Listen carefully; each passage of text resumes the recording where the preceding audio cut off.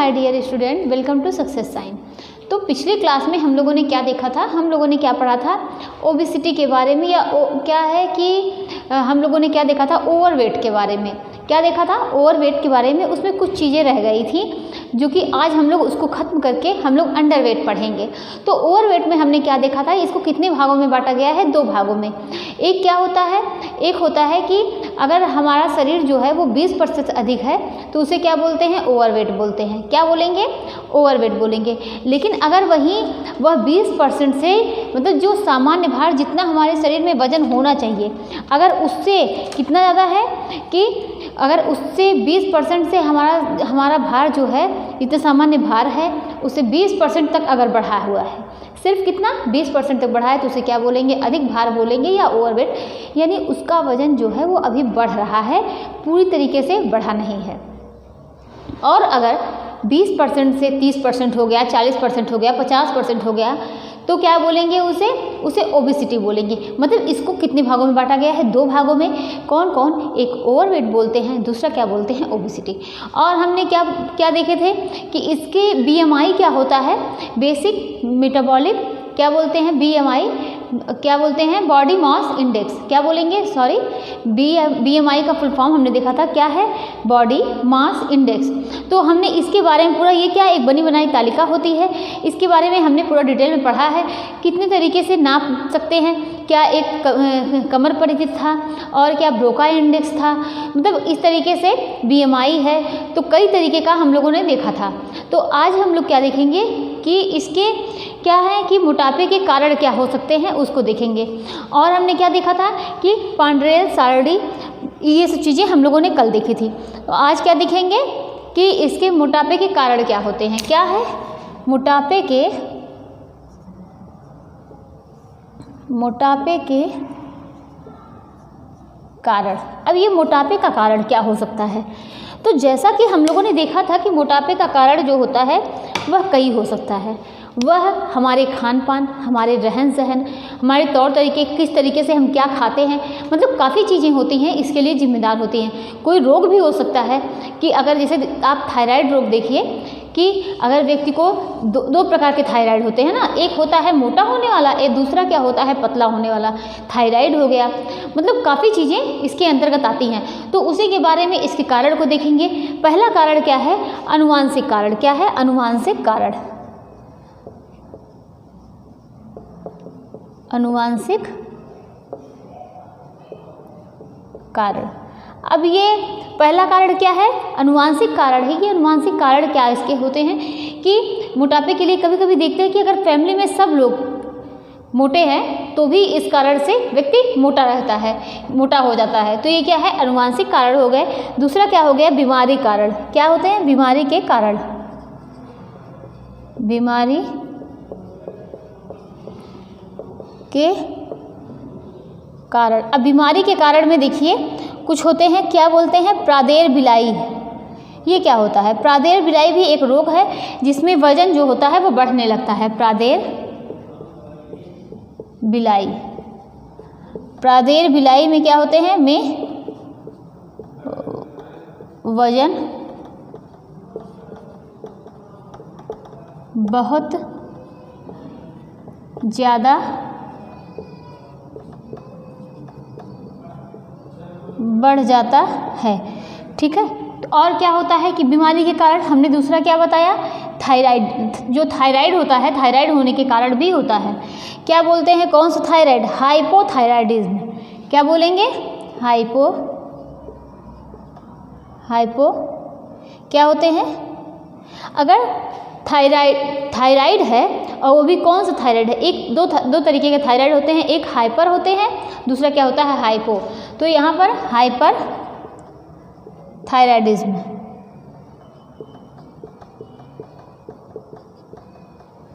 तो ये थायराइड की वजह से भी मतलब क्या होते हैं कि वजन बढ़ने लगते हैं। अब तीसरे नंबर पे हम लोग क्या देखेंगे कि लिंग, मतलब महिलाएं जो हैं इसके लिए मोटापे की वजह से ज़्यादा, मतलब आप ज़्यादा मोटा क्या है, महिलाओं को देखेंगे। तो लिंग क्या है, लिंग में आप महिलाएं लिख सकते हैं, महिलाएं। चौथा कारण क्या है कि गर्भावस्था। गर्भावस्था। अब प्रेगनेंसी टाइम में कितना किलो वज़न जो है वो मतलब बढ़ना ही बढ़ना चाहिए कि कितना किलो वज़न बढ़ता है। तो ये चीज़ें देखिए कितना 10 से 12 किलो वज़न प्रेगनेंसी टाइम में बढ़ता है। ये नॉर्मल है, इतना वज़न जो है वो बढ़ना ही बढ़ना है। लेकिन कभी कभी ऐसा होता है और उस टाइम कोई डाइट कर नहीं सकता है, क्योंकि अपने साथ साथ एक बच्चे के विकास, एक जो हमारे पेट में जो अपने पेट में जो पल रहा है बच्चा, उसके भी विकास का ध्यान रखना पड़ता है। तो उस टाइम जो है हर चीज़ की नीड होती है, हर आवश्यकता जो है, जो भी पोषक तत्व होते हैं उसको बढ़ा के लेने की नीड होती है, उस टाइम उस आवश्यक होता है। तो उस टाइम वज़न कितना बढ़ता है? 10 से 12 केजी वज़न लास्ट 9th मंथ तक, 8th मंथ तक वो बढ़ जाता है। तो कितना वज़न बढ़ता है? 10 से 12 बढ़ता है। तो ये कभी कभी क्या होता है, प्रेगनेंसी जब डिलीवरी हो जाती है, जब डिलीवरी के बाद क्या होती है कि कभी कभी वज़न जो है घट जाता है। कितना घटता है? 5 केजी, 4 केजी, 5 केजी घट जाता है। लेकिन जो और वज़न है अगर उसको बहुत अच्छे से मतलब ध्यान ना दिया जाए तो क्या है कि कभी कभी वज़न कुछ लोगों का वो बढ़ा रहता है, वो जल्दी उस तरीके से वज़न घट नहीं पाता है। तो ये क्या है, गर्भावस्था के कारण भी वज़न जो है वो बढ़ता है। अब आगे देखते हैं कि चयापचयी कारण क्या होते हैं। चयापचयी कारण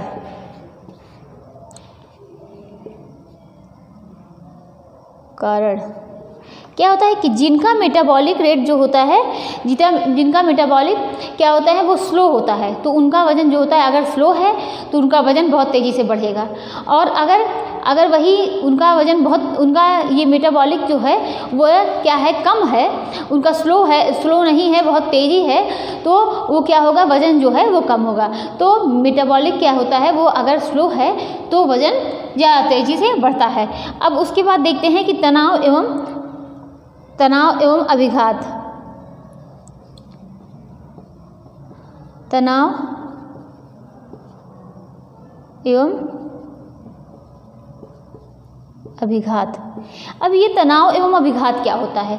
कभी कभी व्यक्ति जब बहुत स्ट्रेस लेता है तो कुछ व्यक्ति ऐसे होते हैं जिनका वज़न बहुत तेज़ी से बढ़ता है, लेकिन कुछ व्यक्ति ऐसे होते हैं जिनका वज़न नहीं बढ़ता है, वो क्या करते हैं, उनका वज़न जो है वो घटने लगता है। मतलब तनाव की 2 स्थितियाँ होती हैं, ये अपने शरीर के बनावट पर निर्भर करता है। कुछ व्यक्ति का तनाव के कारण वज़न बहुत तेज़ी से बढ़ता है, कुछ व्यक्ति का तनाव के कारण वज़न घटने लगता है। तो ये क्या है, तनाव एवं अभिघात है। अब आगे देखते हैं कि आर्थिक स्थिति।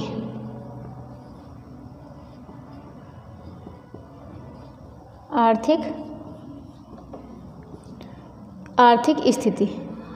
तो ये आर्थिक स्थिति में क्या आता है कि कभी कभी व्यक्ति का, आप देखिए जो बहुत रिच फैमिली है, जो बहुत धनी परिवार है, उसके यहाँ क्या होते हैं कि काम करने के लिए नौकर लगे हुए हैं, या काम उतना नहीं है, सारी क्या है, सारा एक मनुष्य का आकार कौन कर ले रहा है, मशीन कर ले रहा है। कपड़े जो व्यक्ति पहले मतलब घर में कपड़े सब लोग खुद धुलते थे, उसका स्थान कौन ले लिया, एक मशीन ले लिया है। जो पहले मसाले वगैरह सिलबट्टे पे पीसे जाते थे, अब वो कौन पीस रहा है, मिक्सर। तो मतलब काफ़ी चीज़ें हो गई हैं कि कपड़े धुलने के लिए, मसाले पीसने के लिए, और भी काफ़ी चीज़ें जो अब देखिए हर घर में पानी पहले चलाने के लिए क्या करते थे, हम लोग नल से चलाते थे। अब क्या है कि अब देखिए ज़्यादातर परिवारों में ऐसा हो गया है कि टोटी लगी हुई है, उसको खोल दो पानी आ जाएगा, मतलब मेहनत नहीं हो रही है। तो ये क्या है, ये आर्थिक स्थिति, जिसकी आर्थिक स्थिति अच्छी है उनके यहाँ क्या है, थोड़ा सा कोई फंक्शन हो गया, अरे ये चीज़ बहुत अच्छा है, या तो ठीक है आज खाना बनाने का मन नहीं हो रहा है, चलो ठीक है बाहर से ऑर्डर कर लेते हैं। अब ये जो ऑनलाइन की सुविधा आ गई है कि आप तुरंत मंगा लीजिए, उसको ऑर्डर कर दीजिए, अभी वो आ जाएगा, दे देगा। और क्या कोई अगर ऑर्डर कर रहा है, बहुत कम परसेंट में, मैं बता सकती हूँ बहुत कम परसेंट में ऐसे लोग होते होंगे, या तो आप लोग सोचिए कि वो लोग रोटी सब्जी दाल चावल मंगाते होंगे, कोई ऐसा होता होगा? नहीं। अगर बाहर से खाना आ रहा है तो बढ़िया पनीर हो गया, पिज़्ज़ा हो गया, मतलब अलग अलग आइटम, बर्गर हो गए, छोला भटूरा हो गया, मतलब इस तरीके के आइटम आएंगे, लेकिन कोई दाल चावल रोटी सब्जी नहीं मंगाएगा। तो जो जिसकी और उनके यहाँ क्या है, मतलब काम करने का मन नहीं हो रहा है, आज नहीं मन है, थोड़ी सी कुछ भी हो गया, अच्छा कुछ स्वीट मंगवा लेते हैं, मीठा मंगवा लेते हैं, फट से अपना ऑर्डर कर दो और सामान आ गया, और अब क्या, अब उसको खा लो, खा तो ले रहे हैं लेकिन क्या है, मेहनत नहीं कर रहे हैं। तो ये क्या है, जिसकी आर्थिक स्थिति भी इसके लिए बहुत जिम्मेदार है। क्यों? क्योंकि अगर जिसके पास पैसे ही नहीं होंगे तो क्या वो मोबाइल के लिए पैसे रख ले, मोबाइल में नेट पैक वगैरह डाटा के लिए पैसे रख ले, वही बहुत बड़ी बात है। वो कहाँ से ऑर्डर करके अपना सामान मंगाने जाएगा? वो घर पे उतना आइटम मंगवा के बना ले, वही बहुत बड़ी बात है। तो वो कहाँ से बाहर मंगवा रहा है? तो इसके लिए मोटापे के लिए आर्थिक स्थिति भी बहुत बड़ा जिम्मेदार है। तो ये क्या हो गया, 7वां पॉइंट हो गया। उसके बाद क्या हो गया कि वातावरणीय कारक, इसके लिए क्या, वातावरणीय कारक भी जिम्मेदार होते हैं। और 9वां हो गया व्यवहारिक कारक।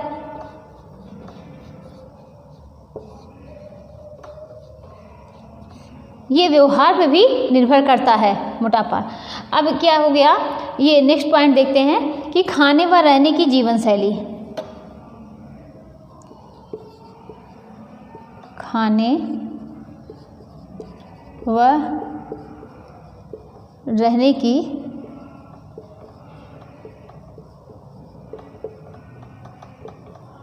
जीवन शैली, मतलब खाने और रहने की जीवन शैली, हम किस तरीके से खा रहे हैं। खाना खाइए तो क्या है, थोड़ा थोड़ा कई बार खाइए। क्या है कि अपना आराम से सो के उठे कितने बजे, 10-11 बजे, और खाना खा के 10-11 बजे सो के कितने बजे उठ रहे हैं, 10-11 बजे दोपहर में, जब जिस टाइम हमारा आधा कार्य बीत जाना चाहिए, तो क्या है कि उस टाइम हम सो के उठ रहे हैं। उसके बाद क्या है, इकट्ठे बैठ के खूब ढेर सारा खा लिया, और क्या खा रहे हैं ये भी तो मायने रखता है। हम पहला आहार अपने शरीर को कौन सी चीज़ दे रहे हैं, ये बहुत मायने रखता है। हम क्या मॉर्निंग में पिज़्ज़ा ले रहे हैं, चाउमीन ले रहे हैं, जलेबी ले रहे हैं, समोसा ले रहे हैं, तो ये क्या है, क्या ये मेरा वजन घटाएगा हम लोगों का? ये हमारे शरीर के लिए फ़ायदेमंद है? नहीं। तो क्या है कि हमारा खाना, किस तरीके का भोजन हम कर रहे हैं, हमारे रहने का तरीका, तौर तरीका, हम कितना अपने शरीर से श्रम करवा रहे हैं, हम कितना वर्क कर रहे हैं, ये बहुत मायने रखता है। आप किसी किसान को देखिए, जो व्यक्ति मजदूर हैं, आप उनको देखिए, ये पतले पतले से मजदूर होंगे, वो क्या है, इतने इतने ईंट को उठा के ऊपर से नीचे, नीचे से ऊपर ढो रहे हैं, सीमेंट की बोरी ले जा रहे हैं, उठा रहे हैं, क्या उनको मोटापा नहीं हो सकता? आप बहुत कम, रेयर ही ऐसा आपको देखने को मिलेगा। तो खाने व रहने की जीवन शैली बहुत ही निर्भर करती है किसके लिए, मोटापे के लिए। किसके लिए, मोटापे के लिए खाने और रहने की जीवन शैली इस पर निर्भर करती है। उसके बाद क्या है, दूसरा पॉइंट ये देखते हैं कि ये हो गया। उसके बाद देखते हैं दवाइयाँ। अब दवाइयों में कई प्रकार की दवाइयाँ ऐसी होती हैं जो हमारे वजन को बढ़ाती हैं, जैसे गर्भ निरोधक गोली हो गई, जो प्रेगनेंसी को रोकने के लिए जो दवाई होती है, वो क्या होती है कि जो प्रेगनेंसी को रोकने के लिए दवा होती है, वो भी इसके लिए जिम्मेदार है। किसके लिए, मोटापे के लिए। तो दवाइयाँ जो हैं ये कौन कौन सी हो गई, एक स्टेरॉइड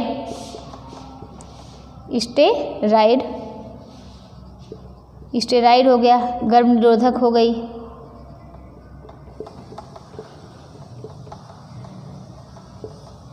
और क्या, इंसुलिन।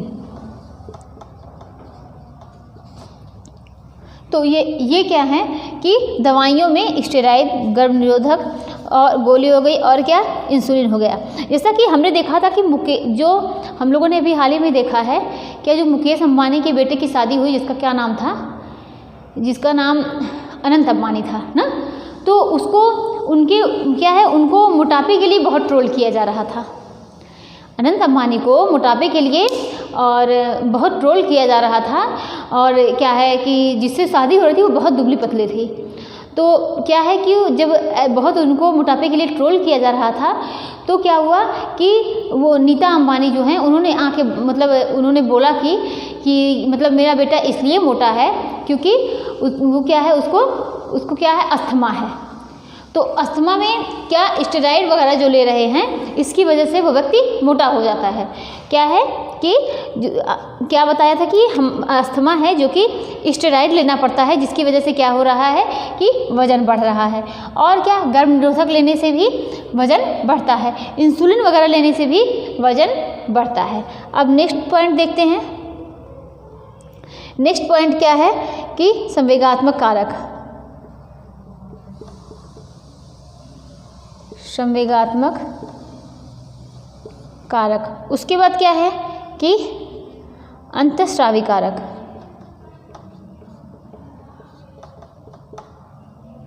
अंतःस्रावी कारक। फिर क्या है कि केंद्रीय नाड़ी संस्थान में दोष। केंद्रीय नाड़ी संस्थान में दोष। और क्या हो सकता है? और ये केंद्रीय नाड़ी संस्थान में दोष, इतना मतलब क्या है कि हमने क्या बताया, खाने व रहने की जीवन शैली, दवाइयाँ, संवेगात्मक कारक, अंतःस्रावी मतलब जो भी क्या होती हैं कि अंतःस्रावी ग्रंथियाँ होती हैं, अगर इनसे हार्मोन वगैरह, कुछ हार्मोन ऐसे होते हैं बहुत ज़्यादा मात्रा में रिलीज़ हो रहे हैं, जिसकी वजह से क्या होता है कि मतलब मोटापा बढ़ता है। केंद्रीय नाड़ी संस्थान में दोष। अब ये केंद्रीय नाड़ी संस्थान में दोष क्या होता है कि नर्वस सिस्टम में दोष होने की वजह से भी मोटापा बढ़ता है। तो हमने ये क्या देखे, मोटापे के कारण देखे, जिसमें क्या देखा, अनुवांशिक कारण देखा। मतलब इसके लिए अनुवांशिकता भी मतलब जिम्मेदार है। कभी कभी ऐसा होता है कि फैमिली में बहुत मतलब काफ़ी लोग पीछे, अगर आप देखिए मोटे हैं तो भी व्यक्ति वहाँ पर आप देखेंगे ज़्यादातर मोटे देखे जाएंगे।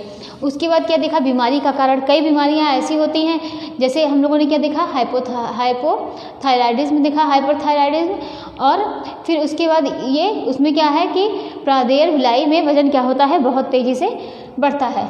उसके बाद हम लोगों ने क्या देखा, महिलाएं मतलब लिंग इसके लिए जिम्मेदार है। गर्भावस्था में देखा कि प्रेगनेंसी टाइम में कितना वजन बढ़ता है, नॉर्मल कितना बढ़ता है, 10 से 12 kg वजन बढ़ता ही बढ़ता है। अगर उसके बाद जो है 4-5 kg वजन घट जाता है, और बहुत मुश्किल से उसके बाद आप देखेंगे कि घटेगा, वरना क्या है वजन वो बढ़ा रहता है। उसके बाद नेक्स्ट पॉइंट क्या देखा हमने, चयापचयी कारण, कि अगर जो है मेटाबॉलिक जो है वो बहुत तेज है तो व्यक्ति क्या है कि व्यक्ति दुबला पतला होगा। अगर वही व्यक्ति मेटाबॉलिक क्या है बहुत धीमा है तो व्यक्ति बहुत मोटा होगा। फिर तनाव एवं अभिघात, कभी कभी होता है, कुछ कंडीशन ऐसी होती हैं, ये शरीर की बनावट पर निर्भर करता है कि स्ट्रेस की स्थिति में व्यक्ति कभी कभी मोटा हो जाता है, और कहीं देखेंगे आप ज़्यादा स्ट्रेस लेने की वजह से व्यक्ति पतला हो जाता है। आप कहीं कहीं देखिए कि किसी व्यक्ति को बहुत चिंता होती है, उसके बाद भी उसका वजन नहीं घटता, वो और मोटा हो जाता है।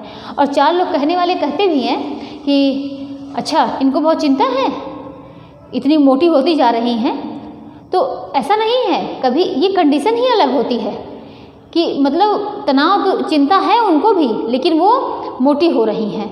और क्या है कि आर्थिक स्थिति, इसके लिए आर्थिक स्थिति बहुत जिम्मेदार है कि आपके पास बहुत पैसे हैं, आप छोटा सा फंक्शन आप कर लीजिए, या तो चलिए ठीक है हम लोग चलते हैं रेस्टोरेंट में खा लेते हैं, कोई त्यौहार है ठीक है यहाँ पर नहीं बनाएंगे, इसको मार्केट से ऑर्डर कर लो। मतलब कुछ भी जब आपका खाने का मन हो गया, अब तो इसके लिए मतलब खाने पीने के लिए ऑनलाइन सुविधा भी बहुत हो गई है, आप तुरंत ऑर्डर करके मंगवा लो। तो ये सब क्या है, इसके लिए जिम्मेदार है। वातावरणीय कारक, व्यवहारिक कारक, खाने व रहने की जीवन शैली। खाने व रहने की जीवन शैली, हम किस तरीके से खा रहे हैं, हम क्या खा रहे हैं, हम किस तरीके से रह रहे हैं, हम कितना अपने शरीर को मतलब कैलोरी लेते जा रहे हैं और घटाने के लिए हम कोई काम नहीं कर रहे हैं, तो चर्बी जो है बढ़ेगी नहीं। तो क्या होगा कि आप ठीक है, आप शरीर से श्रम मत लीजिए, आप उससे श्रम मत करवाइए, उससे काम मत करिए, जितना आप खाएंगे सब आपके शरीर में इकट्ठा होता जाएगा। और क्या एक दिन आप क्या होंगे, खुद ही आप जो 1 होना चाहिए वो आप 4 हो जाएंगे, इतने मोटे हो जाएंगे कि आप खुद नहीं खा पाएंगे। 1000 ठो बीमारी आज आप खा लीजिए, कल को आपका शरीर आपसे खुद निकलवा लेगा। तो एक हर चीज़ की एक सीमा होती है, एक लिमिट होती है, उस हिसाब से आप रहिए। उसके बाद क्या है, दवाइयाँ, जैसा कि हमने इसके एग्जाम्पल में किसका, जो मुकेश अंबानी है उनके बेटे जो अनंत अंबानी है, उनकी शादी में जो मतलब इसके बारे में बताया ना कि उनकी शादी में जो शादी हुई तो उसके बाद उनको बहुत ट्रोल किया जा रहा था, और उन्होंने बाद में क्या पता चला कि वो बहुत अस्थमा है उनको, और वो स्टेरॉइड वगैरह ले रहे हैं, जिसकी वजह से उनका वजन बढ़ रहा है। फिर उसके बाद संवेगात्मक कारक, अंतःस्रावी कारक, केंद्रीय नाड़ी संस्थान दोष। तो ये सब क्या है, ये मोटापे के कारण हैं। अब हम क्या देखते हैं कि स्थूलता में क्या आहार होते हैं। स्थूलता के आहार,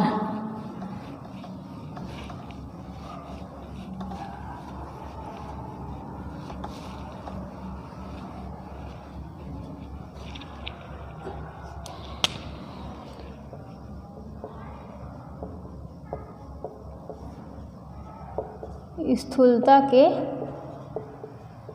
आहार, ये क्या होते हैं? स्थूलता के आहार क्या होते हैं? ऊर्जा की मात्रा जो होती है वह कम कर देनी चाहिए। किसकी? जो एनर्जी है वह जो हम ज़्यादा ले रहे हैं, हमारे शरीर में खुद इतना इकट्ठा हो चुका है, तो ऊर्जा की मात्रा कम कर देनी चाहिए। ऊर्जा की मात्रा कम कर देनी। जब आप ऊर्जा की मात्रा को कम कर देंगे तो क्या हमने पढ़ा है कि ग्लाइकोजन जो है जितना यूज़ होता है वो हमारे शरीर में किस रूप में जाकर, हमारे लीवर में, हमारे मांसपेशियों में किस रूप में जाकर इकट्ठा हो जाता है? किस रूप में इकट्ठा होता है? ग्लाइकोजन, जो ग्लूकोज है वह किस रूप में इकट्ठा होता है? ग्लाइकोजन के रूप में। और जब आप ऊर्जा की मात्रा नहीं लेंगे ज़्यादा और अपने शरीर से ज़्यादा श्रम करवाएंगे तो क्या होगा कि जब ऊर्जा की मात्रा आप ले नहीं रहे हैं तो ग्लाइकोजन जो है वो आपको एनर्जी देने लगेगा, तो जो जाके हमारे मांसपेशियों में इकट्ठा है वो हमको एनर्जी दे रहा है, तो वो धीरे धीरे गलने लगेगा और जिससे व्यक्ति दुबला हो जाएगा। तो ये क्या है? ये मतलब ये इसके आहार के अंतर्गत आता है। ऊर्जा की मात्रा कम कर देनी चाहिए। और क्या है? विभक्त माप, मतलब विभक्त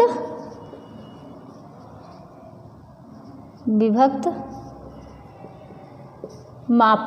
विभक्त माप में क्या होता है कि रोगी को जब भी, या तो कोई भी व्यक्ति, एक तरीके से ये रोग ही तो है, तो जब आप खाना दे रहे हैं, खाना जो है, खाना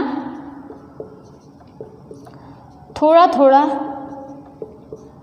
थोड़ा कर देना चाहिए।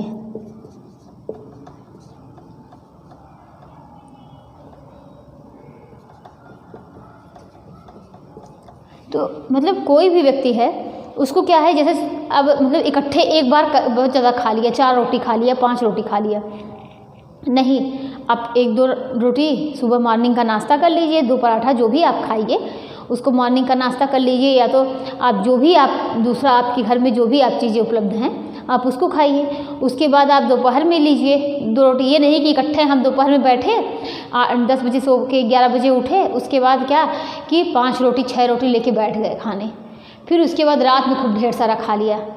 पहली बात तो रात में खाने का नियम ही नहीं है, लेकिन उसके बाद भी 12-1 बजे तक 2 बजे तक जाग रहे हैं, और क्या 12 बजे भूख लगी तो 12 बजे खूब ढेर सारा खा लिया।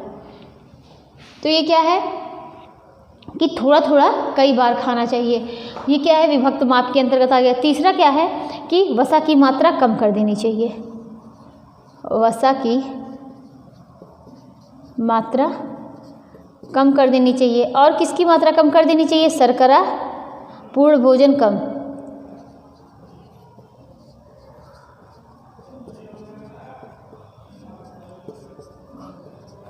और क्या कि किसकी मात्रा कम कर देनी चाहिए? शर्करा पूर्ण भोजन कम कर देना चाहिए। जो वाह्य भोज्य पदार्थ होते हैं,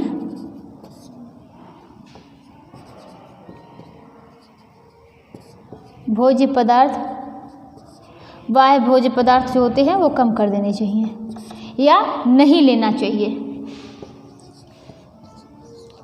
वाह्य भोज्य पदार्थ नहीं लेना चाहिए। कम कैलोरी वाले भोज्य पदार्थ लेनी चाहिए। कम कैलोरी वाले भोज्य पदार्थ।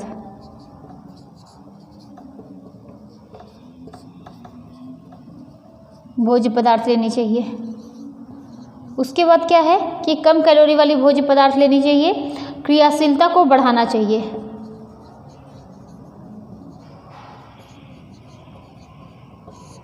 क्रियाशीलता को बढ़ाना,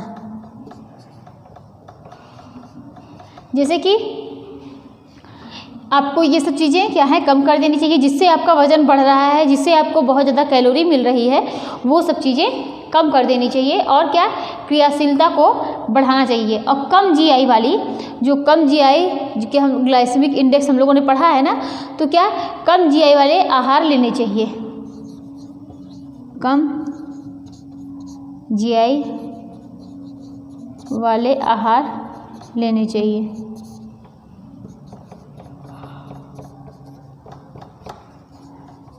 कम जीआई वाले आहार लेने चाहिए। क्रियाशीलता को बढ़ाना चाहिए, यानी आपको जो है वो शारीरिक श्रम करना चाहिए। आपको क्या है कि बहुत ज़्यादा मतलब आप मेहनत करिए, जिससे जो आपके शरीर में चर्बी जमी हुई है, फैट जमा हुआ है, वो क्या हो कि वो आपका ख़त्म हो सके, वो गल सके। तो इसके लिए आपको रेगुलर व्यायाम करना भी चाहिए। तो ये सब क्या है, ये सब इसके आहार के अंतर्गत आता है। अब हम लोग क्या देखेंगे, ये इतना पूरा जो है, ये जो हम लोगों ने क्या पढ़ा था, हम लोगों ने क्या पढ़ा था कि जो ज़्यादा वजन होते हैं यानी ओवरवेट के बारे में हम लोगों ने का ये इतना ही था, यहाँ तक कंप्लीट होता है। अब हम लोग नेक्स्ट क्या देखेंगे, अंडरवेट के बारे में शुरू करते हैं कि अंडरवेट क्या होता है।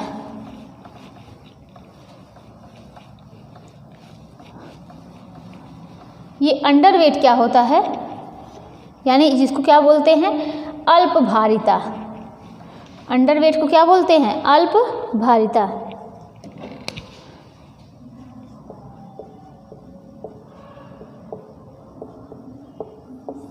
अल्पभारिता, ये अल्पभारिता क्या होता है, जिसका मतलब जितना भार होना चाहिए सामान्य से उससे जो सामान्य होना चाहिए उससे कम हो, तो ये क्या कहलाता है, अल्पभारिता कहलाता है।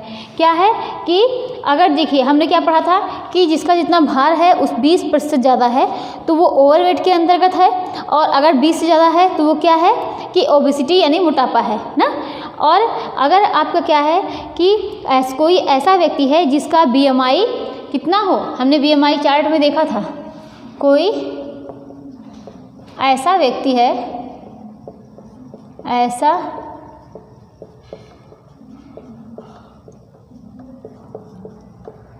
जिसका BMI कितना हो, BMI 18.5, इससे क्या है, कम है, से कम है। कितना, कोई ऐसा व्यक्ति है जिसका BMI 18.5 से कम है, कम भार वाले क्या होगा, कम भार वाले से ग्रसित है। वो व्यक्ति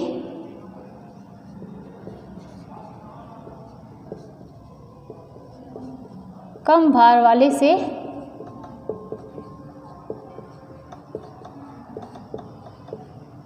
ग्रसित है। तो क्या कोई ऐसा व्यक्ति है जिसका BMI कितना 18.5 से कम है। BMI वाले चार्ट में हम लोगों ने देखा था, जिसका फुल फॉर्म क्या है, जिसका फुल फॉर्म है बॉडी मास इंडेक्स। तो जिसका BMI किससे 18.5 से कम है, वो व्यक्ति कम भार वाले से ग्रसित है। अगर आदर्श वजन से क्या होता है कि 10% कम है, इसमें भी जैसे उसमें था कि 20% तक है, अगर जो आदर्श वजन है उससे 20% है तो वो व्यक्ति ओवरवेट है, अगर 20 से ज़्यादा है तो वो व्यक्ति किस में है, ओबेसिटी में है, यानी मोटापा है, उसके स्थूलता कहलाएगा। और यहाँ पर देखते हैं, अगर आदर्श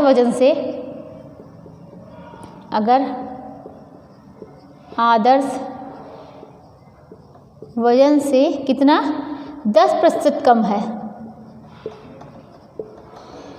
तो व्यक्ति लो वेट के अंतर्गत आएगा। तो व्यक्ति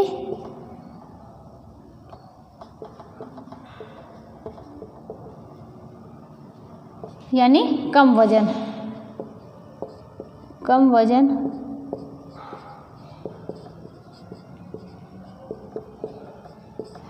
अंतर्गत आता है। तो हमने क्या देखा कि अल्पभारिता क्या होता है, कोई ऐसा व्यक्ति है जिसका BMI कितना 18.5 से कम है तो वह व्यक्ति किसके अंतर्गत आएगा, कम भार वाले के अंतर्गत आता है। और अगर उसका आदर्श वजन यानी जितना आपकी एज के अकॉर्डिंग और किसका आपके हाइट के अकॉर्डिंग जितना वजन होना चाहिए, और अगर उससे वजन कितना 10% कम है तो व्यक्ति लो वेट के अंतर्गत आता है। ठीक है, और अब आगे देखते हैं कि लो वेट के अंतर्गत आएगा। अब नेक्स्ट क्या है कि सामान्य से 20% कम है तो कहेंगे कि व्यक्ति दुबला है। क्या, सामान्य से या आदर्श वजन से 20%, सामान्य से 20% कम है तो क्या कहेंगे उसे,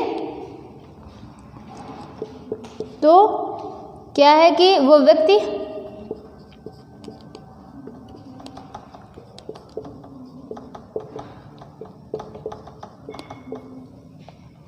सामान्य से 20% कम है तो वह व्यक्ति क्या है, दुबला है। उसके बाद अल्पभारिता के, अब हम लोग क्या देखेंगे, अल्पभारिता के कारण।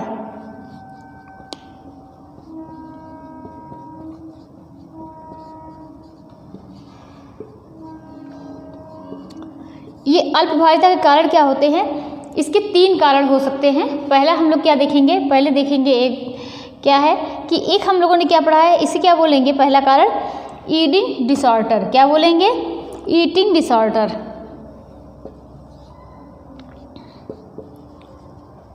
Eating disorder.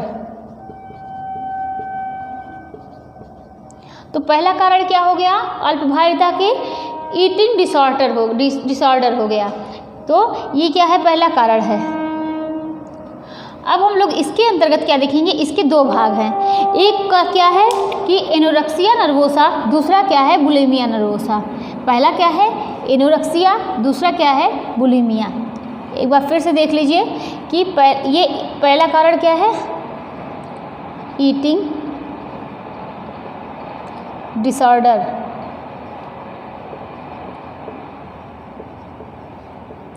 और इसमें 2 होते हैं, एक क्या हो गया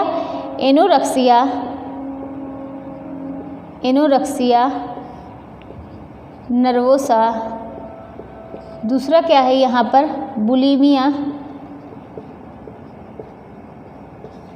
नर्वोसा। अब ये एनोरेक्सिया नर्वोसा क्या होता है, यह किशोरावस्था में देखने को मिलता है। इसमें व्यक्ति क्या, किसमें, यह जो है एनोरेक्सिया नर्वोसा यह किशोरावस्था में ज़्यादा देखने को मिलता है। ये ज़्यादातर किस में देखा जाता है, लड़कियों में देखा जाता है। और इसमें लड़कियां क्या करती हैं कि मतलब डाइट करना चाहती हैं, जिसकी वजह से वह कुछ खाती नहीं है। तो ये क्या है, ये एनोरेक्सिया नर्वोसा के अंतर्गत आता है। तो इसमें नोट करिए कि यह किशोरावस्था में देखने को मिलता है। यह किशोरावस्था में देखने को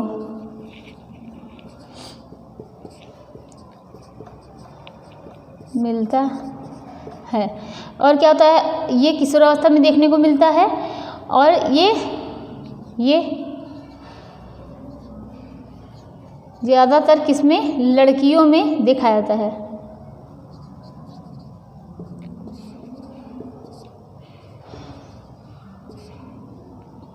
देखा जाता है। और लड़कियों में इनकी एज क्या होती है, लड़कियों में कब दिखाता है, 15 से 25 की उम्र में यह देखा जाता है। लड़कियों में यह कब देखा जाएगा, 15 से 25 की उम्र में देखा जाता है। तो हमने क्या देखा, एनोरेक्सिया नर्वोसा क्या होता है, यह किशोरावस्था में देखा जाता है। किशोरावस्था में यह ज़्यादातर लड़कियों में देखा जाता है। और उसमें एज क्या होती है, 15 से 25 की उम्र में देखा जाता है। इसमें ये क्या होता है, ये एक मनोविकार है। क्या है, यह एक मनोविकार है। इसमें व्यक्ति क्या होता है, इसमें व्यक्ति अपने आप को दुबला दिखाना चाहता है। इसमें व्यक्ति अपने आप को दुबला दिखाना चाहता है।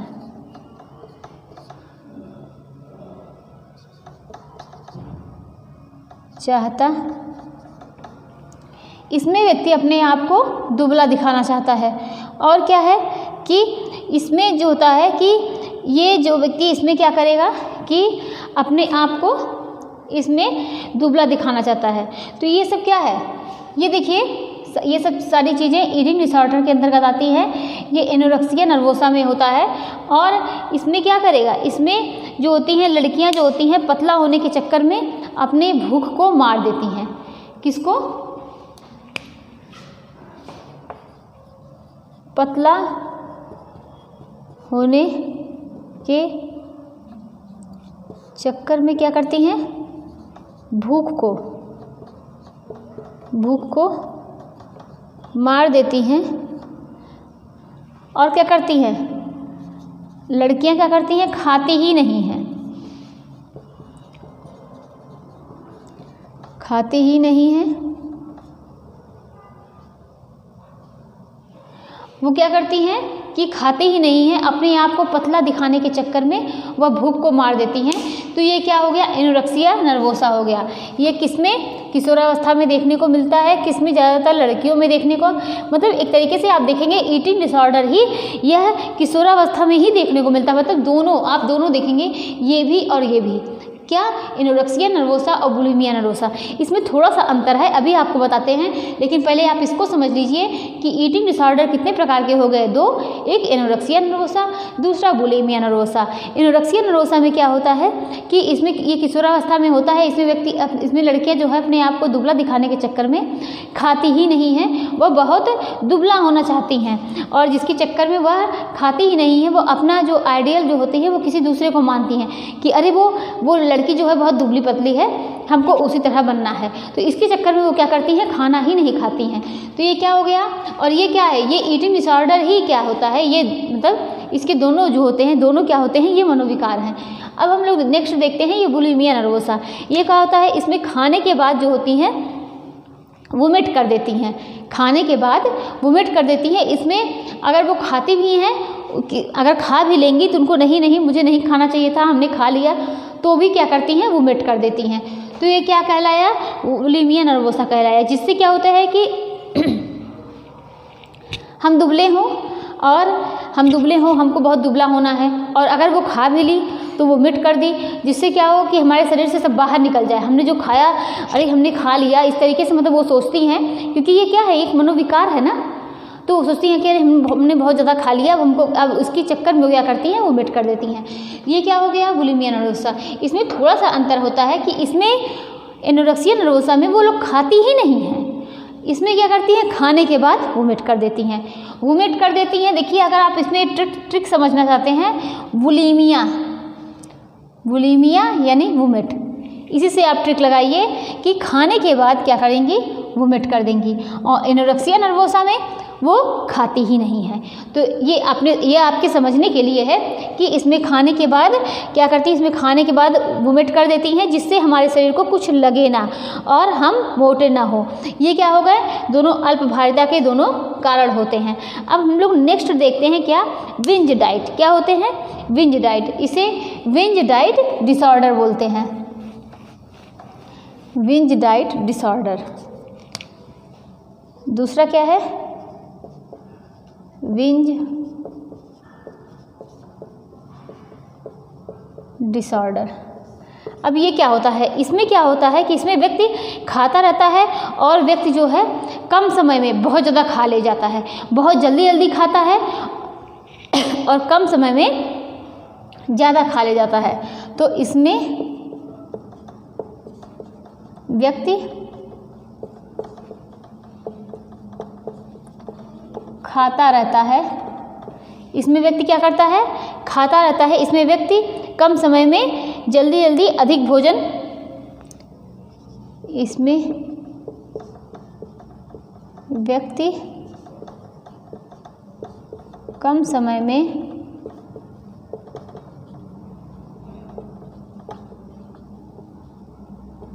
जल्दी अधिक भोजन क्या करता है, खाना। इसकी क्या होती है, इसमें व्यक्ति खाने की, अधिक भोजन खाना उसकी आदत होती है, खाना होती है। और क्या है कि इसमें व्यक्ति खाने की मात्रा पर नियंत्रण नहीं कर पाता है,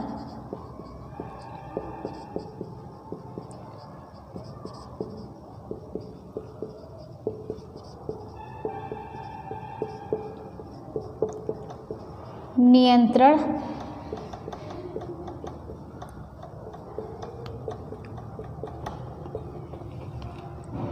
इसमें व्यक्ति खाने की मात्रा पर क्या करता है, नियंत्रण नहीं कर पाता है। इस दौरान खाने में अक्सर बहुत लोग क्या करते हैं, इस दौरान खाने में अक्सर बहुत लोग क्या करते हैं कि अधिक जंक फूड ही खाते हैं। क्या करते हैं? अधिक, जैसे पिज़्ज़ा, बर्गर, जंक फूड, ये सब चीज़ें ज़्यादा खाते हैं।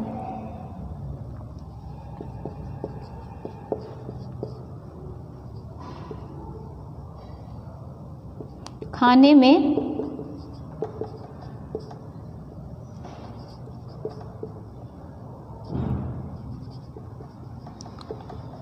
जिससे सेहत पर क्या होता है, जिससे सेहत पर, स्वास्थ्य पर बुरा असर पड़ता है। इसके लिए कई चीज़ें जिम्मेदार हैं। किसके लिए? बिंज डाइट के लिए। इसमें क्या होता है कि देखिए, अब काफ़ी चीज़ें जो हैं वो ऑनलाइन की सुविधा हो गई है। जो पहले हमने बताया था कि ऑनलाइन की सुविधा होने पर क्या करते हैं कि खाने में सुविधा होने के लिए भी, खाने में अब इतनी सुविधा है जिसके लिए बिंज डाइट डिसऑर्डर जिम्मेदार है। इसमें खाने में इतनी सुविधा है कि व्यक्ति क्या करता है कि जब उसकी खाने की इच्छा हुई तो उसने ऑर्डर कर दिया और वो व्यक्ति खा लिया। तो ये सब चीज़ें क्या हैं? ये बिंज डाइट डिसऑर्डर के अंतर्गत आती हैं। इसमें व्यक्ति खाता रहता है और कम समय में जल्दी ज़्यादा खा लेता है और उसको बहुत भूख भी लगती है। अधिक भोजन खाना क्या होती है, उसकी आदत होती है। और कभी कभी इसमें क्या होता है, खाना उसकी एक आदत, एक नशा होती है, वो चोरी चिपके भी खा रहा है, मतलब उसको खाना है चाहे जैसे खाना है। और मतलब आप देखिए कि आप देखते होंगे कि अगर व्यक्ति क्या होता है कि अगर देखिए वो बाहर जा रहा है तो ज़्यादातर वो कौन सी चीज़ें ले रहा है, पिज़्ज़ा, बर्गर, यही सब लेके वो खाएगा। लेकिन वो खाएगा ज़रूर, उसको इतनी भूख लगती है। जैसे आप एक सीरियल देखते होंगे, इसमें अगर व्यक्ति जो है अगर टेंशन में भी है, मतलब उसको स्ट्रेस है, कोई चिंता है, तो भी व्यक्ति सोचता है हम खा लेंगे। अपनी टेंशन को, अपने स्ट्रेस को कम करने के लिए वो खाता है, लेकिन खाएगा ज़रूर। तो उसको क्या लगता है कि अगर हम खा लेंगे और उसको अगर टेंशन होती है, स्ट्रेस होगा, तो भी व्यक्ति खूब खाएगा। जैसे कि एक सीरियल आपने देखा होगा, नायरा, ये कौन सा, जो नायरा नाम की लड़की रहती है, क्या उसका सीरियल है, ये रिश्ता क्या कहलाता है ना। उसमें क्या करती है, उसको अगर टेंशन रहता है तो उसको खाना है, मतलब उसको क्या लगता है कि हम खाएंगे तो हमारा स्ट्रेस जो है वो कम होगा। मतलब काफ़ी चीज़ें मेरे पास में ही आसपास एक लड़की है, उसको भी क्या है, खाना है, मतलब अगर अच्छा खाना है तो खा लेंगे। फिर उसके बाद उसको अगर मान लीजिए कोई डांट रहा है, मना कर रहा है, तो क्या वो चोरी चिपके जाएगी, खाएगी, मतलब खाना है उसको। तो ये किसके अंतर्गत आता है? ये बिंज डाइट डिसऑर्डर के अंतर्गत आता है। इसमें व्यक्ति जो है वो खाता रहता है और व्यक्ति जो है कम समय में जल्दी खाता है, चोरी चिपके खाएगा, अपनी टेंशन को कम करने के लिए खाएगा, लेकिन खाएगा ज़रूर। तो ये किसके अंतर्गत आया? बिंज डाइट डिसऑर्डर के अंदर। अब देखते हैं वजन घटाने से क्या होते हैं, वजन घटाने से व्यक्ति पर प्रभाव।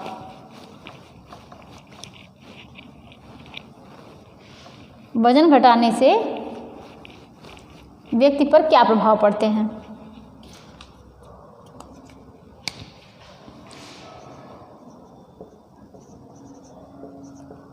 घटाने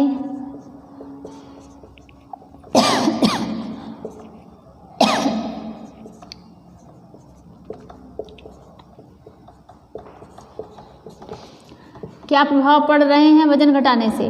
वजन घटाने से क्या होता है कि जो संक्रमण रोधी क्षमता होती है वह कमज़ोर हो जाती है।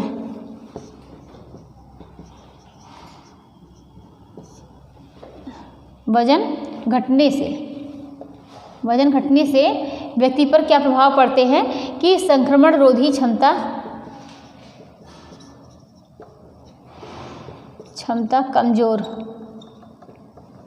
कमज़ोर हो जाएगी। और क्या होगा कि BMI जो होता है वह 18.5 से कम हो जाएगा।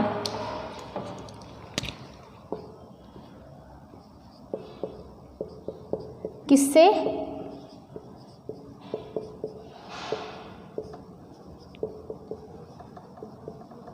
कम हो जाएगा। और क्या होगा कि शरीर जो है वो कमज़ोर हो जाएगा, शरीर कमज़ोर।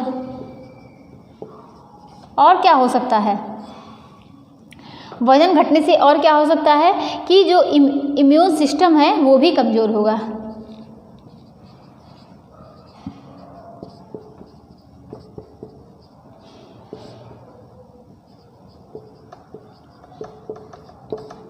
इम्यून सिस्टम वो भी कमज़ोर होगा, वृद्धि विकास धीमी हो जाएगी।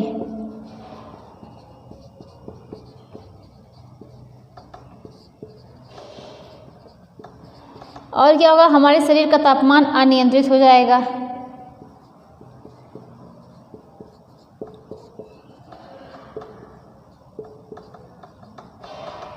तापमान अनियंत्रित,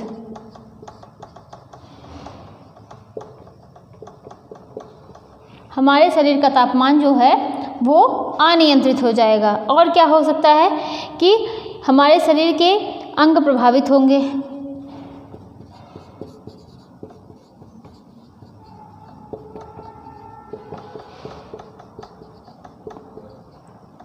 प्रभावित होंगे, संचालन की प्रक्रिया का काम नहीं हो पाएगा।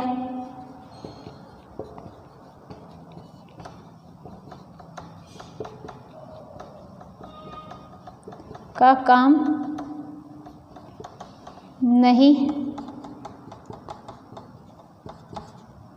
हो पाएगा।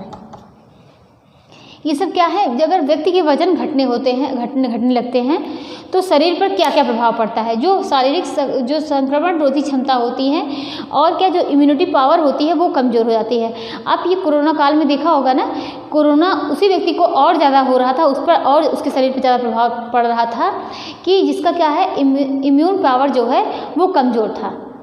तो जब उसका इम्यून पावर कमज़ोर था, उसी मतलब कोई भी रोग हो, अगर व्यक्ति उसका इम्यून पावर कमज़ोर है तो उस पर जो है रोग बहुत जल्दी हावी होते हैं, रोग बहुत जल्दी उसको बहुत जल्दी रोग लगते हैं।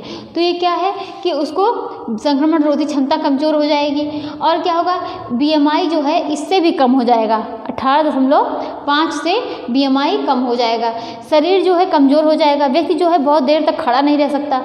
उसके शरीर में सारे मतलब जो भी अगर शरीर कमज़ोर हो रहा है तो क्या होगा कि अगर आप खा नहीं रहे हैं, आपका वज़न जो है, आपका आदर्श भार जितना होना चाहिए आपकी एज के अकॉर्डिंग, आपकी हाइट के अकॉर्डिंग आपका जितना वज़न होना चाहिए नहीं है, आपका आदर्श भार सही नहीं है, तो क्या होगा कि और आप अच्छे से अपने आहार को ले नहीं रहे हैं तो इससे क्या है, जो ग्लाइकोजन है जो हमारे शरीर में ग्लूकोज है, ग्लाइकोजन है, सब क्या है, सब ग्लूकोज मतलब हमारे शरीर में पौष्टिकता जो है वो पूरी तरीके से मिल भी नहीं रही है। और वो भी क्या है, जो थोड़ा बहुत शरीर में है भी वो भी क्या है, एनर्जी देने का काम कर रही है। मतलब हमने पढ़ा है ना कि कार्बोहाइड्रेट फैट जब नहीं होते हैं तो एनर्जी देने का काम कौन करने लगता है, प्रोटीन करने लगता है। और जब प्रोटीन ही हमको एनर्जी देने लग रही है तो प्रोटीन का काम कौन करेगा, प्रोटीन का काम कौन करेगा। तो यहाँ पर देखिए हमने लिखा है ना कि वृद्धि विकास धीमी हो जाएगी जब हमारे शरीर में क्या है कि हम सही से कार्बोहाइड्रेट नहीं ले रहे हैं, फैट नहीं ले रहे हैं, हमारा शरीर जो है कमज़ोर हो गया है। शरीर कमज़ोर हो गया है तो इम्यून सिस्टम भी कमज़ोर है, कोई भी रोग भी बहुत जल्दी लग रहे हैं। वृद्धि विकास धीमी कैसे होगी कि जब क्या होगा कि कार्बोहाइड्रेट फैट है ही नहीं शरीर में, तो जो प्रोटीन है वो भी क्या करेगी, हमको एनर्जी देने के लिए चली आएगी, उसका वृद्धि जो है वो रुक जाएगा। और क्या होगा, हमारे शरीर का तापमान जो है वो भी अनियंत्रित होने लगेगा। हमारे शरीर के सारे अंग जो हैं वो प्रभावित होंगे। व्यक्ति जो है बहुत अच्छे से काम नहीं कर पाएगा, उसकी जो होते हैं मानसिक शक्ति होती है, जो सोचने समझने की क्षमता होती है वो छीड़ होने लगेगी, क्योंकि सारी चीज़ें कमज़ोर हो रही है ना, सारी चीज़ें कम हो रही हैं। और क्या है, खनिज तत्व जो होते हैं वो भी सब इतने मिनरल्स वगैरह हैं सबकी कमी हो रही है, तो सारी दिक्कतें आती हैं। तो ये क्या है, ये हमारे शरीर पर प्रभाव पड़ेंगे। अब आगे देखते हैं कि अल्पभारिता से बच्चों में क्या होंगे, बच्चों में होने वाले प्रभाव। अल्पभारिता से बच्चों में होने वाले प्रभाव।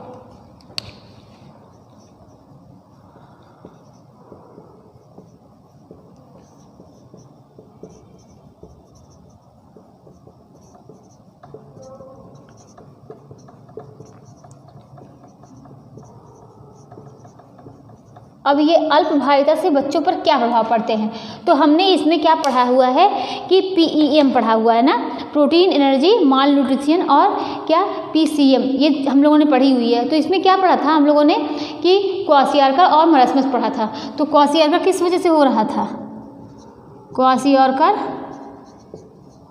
और मरस्मस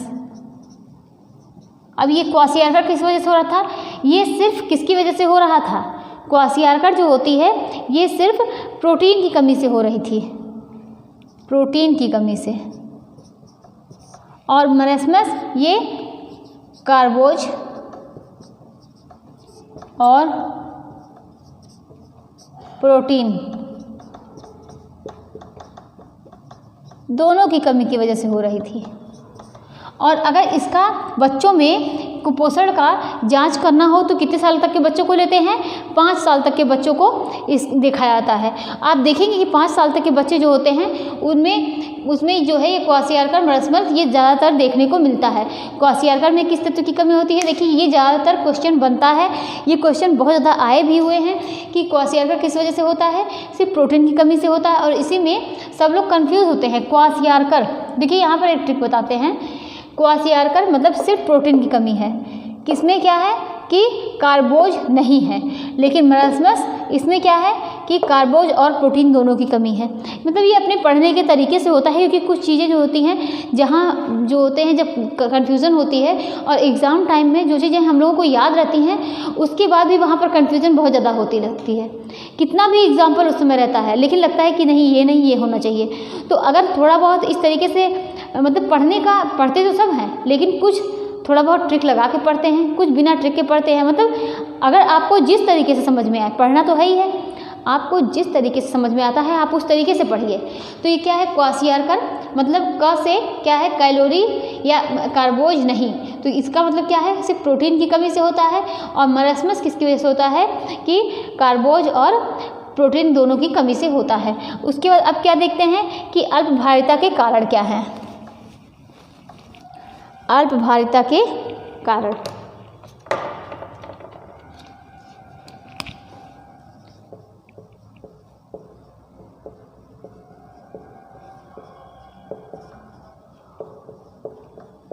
अब ये अल्पभारिता के कारण क्या हो सकते हैं, इसमें क्या होता है हम लोगों ने क्या पढ़ा, ईटिंग डिसऑर्डर पढ़ा। क्या पढ़ा, ईटिंग डिसऑर्डर, जिसमें 2 चीज़ें थी, एक एनोरेक्सिया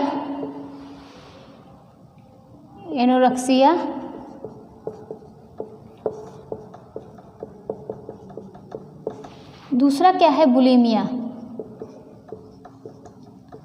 तो हम लोगों ने ईटिंग डिसऑर्डर के बारे में पढ़ी थी कि जो कि किशोरावस्था में हो रहा था, और किशोरावस्था में होने के बाद क्या होता है ये 15 से 25 वर्ष की उम्र में ये ज़्यादा हो रहा देखने को मिलता है, और ये किसमें, लड़कियों में देखने को मिलता है। और हमने क्या एनोरेक्सिया नर्वोसा में पढ़ा था कि एनोरेक्सिया में क्या होता है कि लड़कियां जो होती हैं वह जो है खाना नहीं खाती हैं। क्यों, क्योंकि अपने आप को दुबला दिखाने के चक्कर में कि हम दुबले रहें, हम पतले रहें, हम मतलब वो डाइट करती हैं और क्या करती हैं कि खाना नहीं खाती हैं। तो ये क्या है एनोरेक्सिया नर्वोसा है। और बुलिमिया नर्वोसा क्या हो गया कि जब लड़कियां क्या करती हैं खाने के बाद वो क्या करती हैं वोमिट कर देती हैं, वो बुलिमिया नर्वोसा होता है। इसमें खाती तो हैं लेकिन वोमिट कर देती हैं, ये बुलिमिया नर्वोसा के अंतर्गत आता है। अब ये क्या है एनोरेक्सिया हो गया, ये बुलिमिया हो गया। अब ये उसके बाद दूसरा देखते हैं कि अपर्याप्त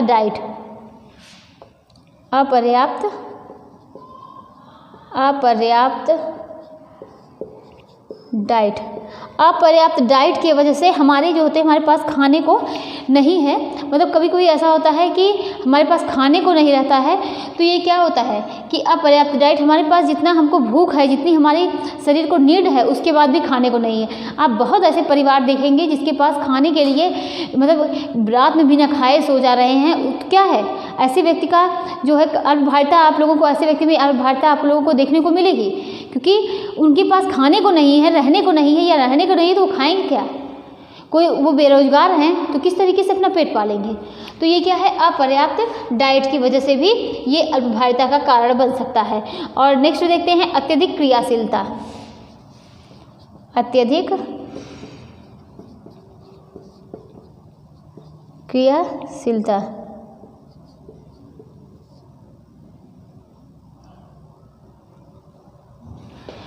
ये अत्यधिक क्रियाशीलता क्या होता है कि जब व्यक्ति बहुत ज़्यादा मेहनत करता है, जब व्यक्ति बहुत ज़्यादा मेहनत कर रहा होता है तो क्या होता है कि जो हमारे शरीर में ग्लाइकोजन जमा होता है, जो ग्लाइकोजन रहता है वह एनर्जी देने का काम करने लगता है। और क्या होता है कि हमारी स्किन जो है वह बिल्कुल झूल जाती है।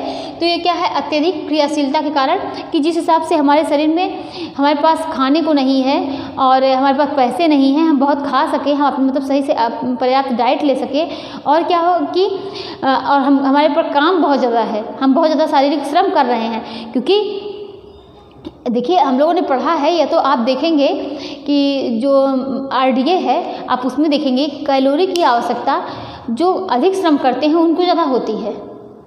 कैलोरी की आवश्यकता जो मध्यम श्रम करते हैं उसको कम, जो एकदम श्रम नहीं करते, बिल्कुल श्रम नहीं करते, जो बैठ के काम कर रहे हैं उनको कम, और उससे ज़्यादा थोड़ा सा जो मध्यम श्रम करते हैं उनके लिए है। फिर जो ज़्यादा श्रम करते हैं उनको ज़्यादा कैलोरी की आवश्यकता होती है। मतलब हर टाइप के हम कौन सा काम कर रहे हैं, ज़्यादा शारीरिक श्रम कर रहे हैं, ज़्यादा मानसिक श्रम कर रहे हैं, मतलब सब कुछ मायने रखता है। तो RDA में सारी चीज़ें देखिए अलग अलग दी रहती हैं। तो क्या है, अत्यधिक क्रियाशीलता की वजह से भी क्या होता है कि अत्यधिक क्रियाशीलता के कारण भी क्या होता है, अल्पभारिता का कारण बन सकता है। और नेक्स्ट क्या देखते हैं कि उपापचयी क्रिया ज़्यादा क्रियाशील होने पर, उपापचयी क्रिया के ज़्यादा क्रियाशील होने पर,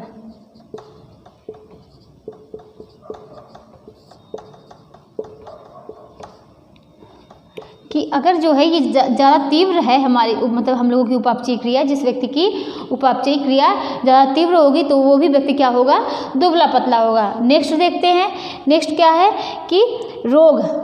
अब ये देखिए रोग में कि हम लोगों ने पढ़ा था कि 2 प्रकार के रोग होते हैं कि कौन कौन से हो सकते हैं, थायराइड, तनाव की स्थिति में भी हमने क्या पढ़ा था कि तनाव जो है वो आपकी शारीरिक संरचना पे, शरीर की बनावट पर निर्भर करता है।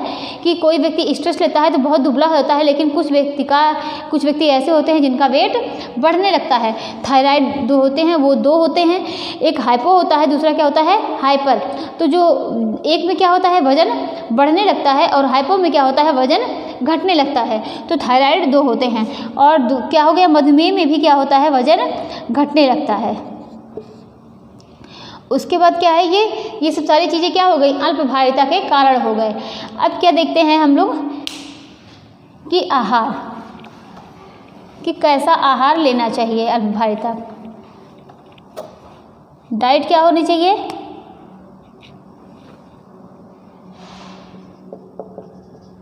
इसमें कैसा आहार लेना चाहिए, जो आहार हमारे वजन को बढ़ाए, वजन को बढ़ाने वाले आहार लेने चाहिए, वजन को बढ़ाने वाले आहार लेने चाहिए। और क्या लेना चाहिए, और क्या लेना चाहिए कि हाई GI वाली डाइट लेनी चाहिए। हम लोगों ने ग्लाइसेमिक इंडेक्स जो है GI वाले में हम लोगों ने GI पढ़ा है ना, वो 3 भागों में होते हैं। क्या है उसमें 3 भाग कौन कौन से थे, हाई GI वाली डाइट लेनी चाहिए। हम लोगों ने क्या देखा था कि 3 होते हैं ना GI, कौन कौन से, एक क्या होता है लो, दूसरा क्या होता है मिडिल, और तीसरा क्या होता है ये हाई हो गया। पहले में क्या हो गया, लो में क्या हो गया, लो में हो गया कि 55 से कम। तो कम GI वाली डाइट किस में लेंगे, जब मोटापा होगा, और हाई GI किस में लेंगे, ये मिडिल वाला है, इसमें क्या होगा, और हाई में क्या हो गया 70 से अधिक। तो हाई GI वाली डाइट लेनी चाहिए किसको, जिसका वजन बहुत कम है, सामान्य भार या आदर्श भार से कम है, उनको हाई GI वाली डाइट लेनी चाहिए। देखिए मतलब पढ़ने से क्या होता है, देखिए एक बार फिर से ये रिवीजन हो गया, क्वासियोरकर मरस्मस एक बार फिर से रिवीजन हो गया। मतलब इस तरीके से पढ़िए कि हाँ पिछली चीज़ें आप रिवाइज करती रहिए जिससे वो भूले ना। ये क्या हो गया कि वजन को बढ़ाने वाले आहार लेने चाहिए, हाई जीआई वाली डाइट लेनी चाहिए, जो कि 3 होते हैं, एक लो हो गया, दूसरा क्या हो गया मिडिल हो गया, और तीसरा क्या हो गया हाई हो गया। अब नेक्स्ट क्या देखते हैं कि नेक्स्ट क्या देखेंगे कि कैलोरी के मतलब वसा का क्या है, वसा की वृद्धि कर देनी चाहिए, वसा की वृद्धि, और प्रोटीन की वृद्धि कर देंगे, मिनरल्स की वृद्धि कर देंगे,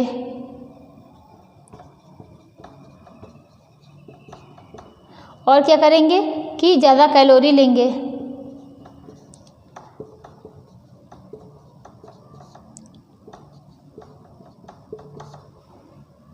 ज़्यादा कैलोरी लेंगे। तो ये सब क्या है, ये सब किसके डाइट को, जो हमारे आहार में हम लोग इसको शामिल करेंगे, जिसके वजह से क्या होगा कि हमारा वज़न जो है वह बढ़ेगा। मतलब वज़न बढ़ाने का मतलब ये नहीं है कि आपका वज़न जितना होना चाहिए आप उससे बहुत ज़्यादा बढ़ा लीजिए, नहीं, वज़न जो है वज़न क्या है कि एक लिमिट में जितना होना चाहिए उतना होना चाहिए। आपका आदर्श वज़न जितना होना चाहिए आपकी एज, आपकी ऊंचाई, आपकी लंबाई के अकॉर्डिंग। ये क्या है कि डाइट हो गई कि वज़न को बढ़ाने वाले आहार लेने चाहिए, वसा की वृद्धि कर देनी चाहिए, और क्या करनी चाहिए, प्रोटीन की वृद्धि कर देनी चाहिए, मिनरल्स वगैरह ज़्यादा लेना चाहिए, और क्या कि ज़्यादा कैलोरी लेनी चाहिए, और ये सब चीज़ें अपने आहार में शामिल करनी चाहिए। बाहर की चीज़ें बिल्कुल भी नहीं खानी चाहिए कि जो हमारे शरीर को नुकसान पहुंचाए।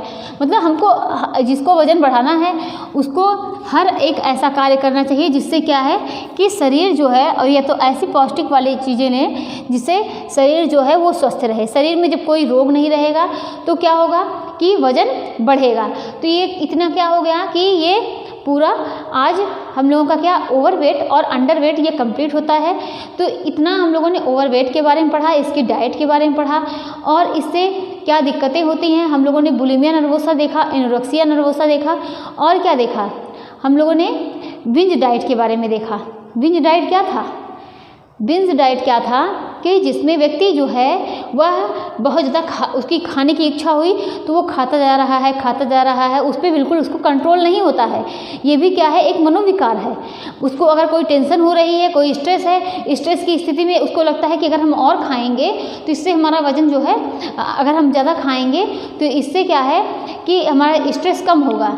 तो ये बिंज डाइट के अंतर्गत आता है। एनोरेक्सिया में हमने क्या देखा था कि इसमें जो है ये ज़्यादातर लड़कियों में होता है, और किस एज में होता है, 15 से 25 के एज में होता है। और इसमें क्या होता है, लड़कियां जो है वो अपने आप को दुबला दिखने के चक्कर में कि अरे वो लड़की पतली है, अरे हमको उस तरीके से बनना है, वो डाइट करती हैं, वो क्या करती हैं, खाती ही नहीं है। ये क्या है, ये किसके अंतर्गत आता है, एनोरेक्सिया नर्वोसा के अंदर।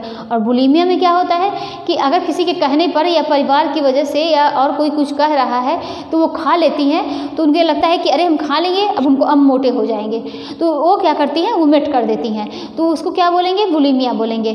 तो ये सब चीज़ें हम लोगों ने पूरी डिटेल में पढ़ी।